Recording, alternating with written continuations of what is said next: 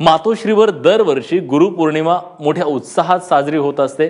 मात्र यंदा या उत्साहाला कुठेतरी ओहोटी लागली आहे, कारण नेहमीसारखा उत्साह यंदा पाहायला मिळाला नाही। बाळासाहेब आणि शिवसैनिकांमध्ये गुरु शिष्याचं नातं आहे। मातोश्रीवरील गुरुपौर्णिमा उत्सवाला मोठा इतिहास आहे। गुरुपौर्णिमेला मातोश्री बाहेर एक पेटी ठेवली जाते, ज्यात शिवसैनिक गुरुदक्षिणा देतात आणि हा पैसा पक्षनिधीसाठी वापरला जातो। यंदा या उत्सवाला निवडक नेते, मंत्री हजर होते। नेहमीसारखं शक्ती प्रदर्शन शिवसेनेनं टाळलंय।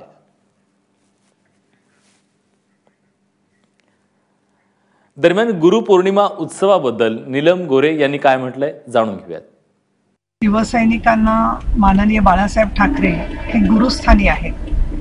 आज दुर्दैवाने माननीय बाळासाहेब हयात नाहीयेत, परंतु तरीही अनेक वर्षापासून मी मातोश्रीला जाते।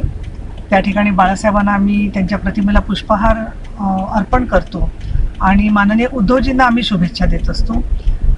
आज सुद्धा अनेक आमदार, खासदार आणि अनेक शिवसैनिक तिथे गेले होते आणि आम्ही माननीय बाळासाहेबांना वंदन केलं। त्यांचं स्थान आमच्या सगळ्यांच्या आयुष्यामध्ये अमर आहे।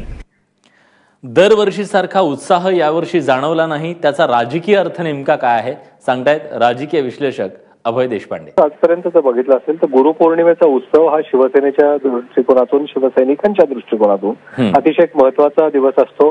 बाळासाहेब हयात असताना शिवसैनिक फार मोठ्या प्रमाणात गर्दी करायचे तिकडे। बाळासाहेबांचं फक्त केवळ एक बाल्कनीत येऊन त्यांनी हात जरी केला तरी शिवसैनिकांचं समाधान व्हायचं। तिथे हजारो लोक गर्दी करायचे, त्या निमित्ताने एक शिवसेनेचं शक्ती प्रदर्शन असायचं ते। पण बाळासाहेबांनंतर साधं स्वाभाविक त्यानंतरच्या काळामध्ये तिकडची गर्दी कमी झाली।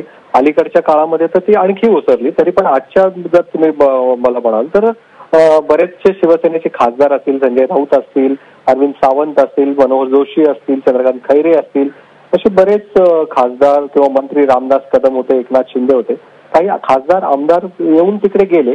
परंतु या निमित्ताने बाळासाहेबांना अभिवादन करण्यासाठी आणि उद्धव ठाकरे यांना पुढील वाटचालीसाठी शुभेच्छा देण्यासाठी जे गर्दी शिवसैनिक करायचे, त्या गर्दी यावेळेस ती जाणवत नव्हती आणि ही बाब निश्चितपणे खटक नाहीये। म्हणजे शिवसेनेला भले ते शक्ती प्रदर्शन करायचं नसेल तरी मातोश्रीवरची गर्दी दिवसेंदिवस ओसरते।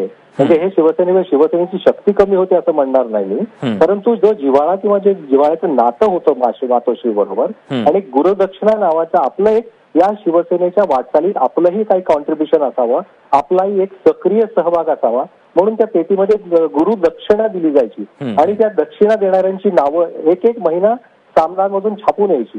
तो काळ आता राहिलेला नाहीये। त्या कारणाने ती गर्दी ओसरते। ठीक आहे, शिवसेनेला त्या प्रमाणात ते करायचं असेल की नाही नसेल हा भाग वेगळा आहे, परंतु या निमित्ताने हे दुरावलेलं नातं निश्चितपणे जाणवतंय शिवसैनिक आणि मातोश्री मधलं। शिवसैनिक आणि शिवसेनेमधलं जे नातं होतं ते फक्त शिवबंधन म्हणून काही दोरा बांधल्यामुळे निर्माण झालेलं नव्हतं, तर तो एक शिवसेनेमधला भावबंध होता। तो मला वाटतं की तो अलीकडच्या काळामध्ये थोडासा त्याच्यामध्ये कुठेतरी दुरावा आल्यासारखं जाणवतोय। अर्थात ठीक आहे, याच्यावर एका कार्यक्रमाला गर्दी झाली नाही म्हणून लगेच शिवसेनेला ओहोटी लागली वगैरे असं मी बोलणं धाडसं ठरेल, परंतु एक नक्की आहे की या निमित्ताने होणारं शिवसेनेचं शक्ती प्रदर्शन आणि त्यांचं शिवसैनिकाबरोबरचे एक संवाद तो कमी झाला हे मात्र आज प्रकर्षाने जाणवलं।